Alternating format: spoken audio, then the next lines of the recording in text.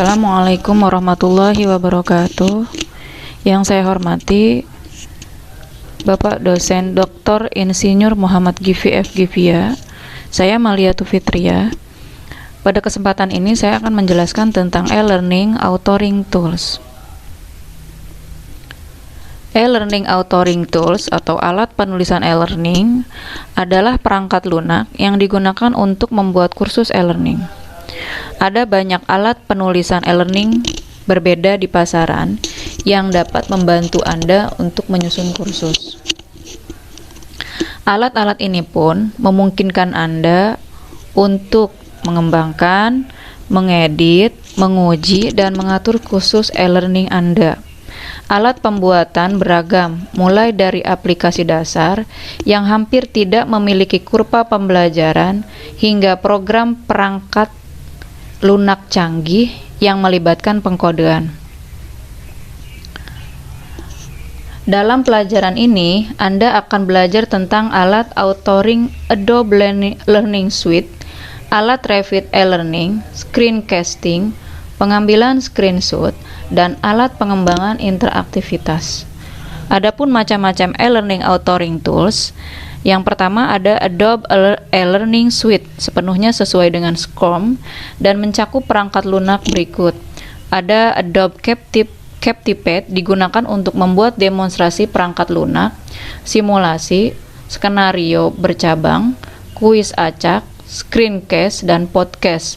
Yang kedua ada Adobe Flash, sebagian besar digunakan untuk membuat grafik vektor, animasi, permainan, dan aplikasi rich internet yang dapat dilihat, dimainkan, dan dijalankan. Adobe Flash Player, Adobe Dreamweaver sebagian besar digunakan untuk pengembangan situs web. Yang ketiga ada Adobe Photoshop, biasanya digunakan untuk mengedit grafik.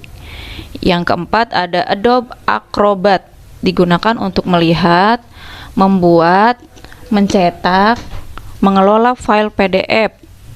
Adobe Presenter sering digunakan untuk mengembang e-learning untuk membuat video berkualitas profesional dan mengubah kursus menjadi presentasi e-learning interaktif.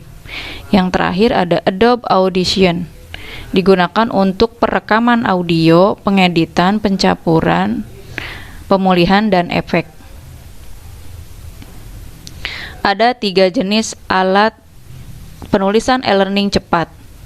Yang pertama,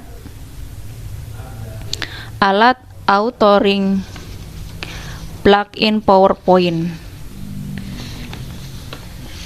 Menggunakan PowerPoint sebagai lingkungan penulisan, namun selain semua fitur yang ditawarkan PowerPoint, alat ini memungkinkan desainer instruksional untuk menambahkan interaktivitas dan penilaian.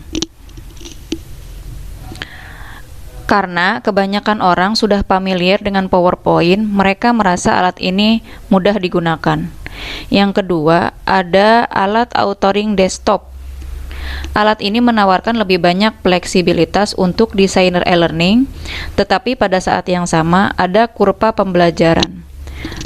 Adapun contohnya yang seperti WA, Telegram yang sudah banyak digunakan oleh masyarakat.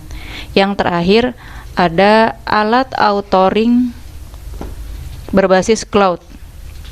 Alat yang dapat diakses oleh pengembang e-learning melalui internet, melalui sistem yang dihosting dengan aman.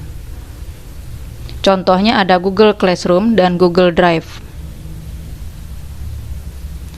Alternatif e-learning tools yang dapat membuat konten e-learning lebih hebat. Yang pertama ada Camtasia Studio dari TechSmith, adalah program perangkat lunak penangkap layar berbasis video. Perangkat lunak terinstal di komputer sehingga tangkapan layar langsung direkam dalam format video digital dengan audio berkualitas tinggi.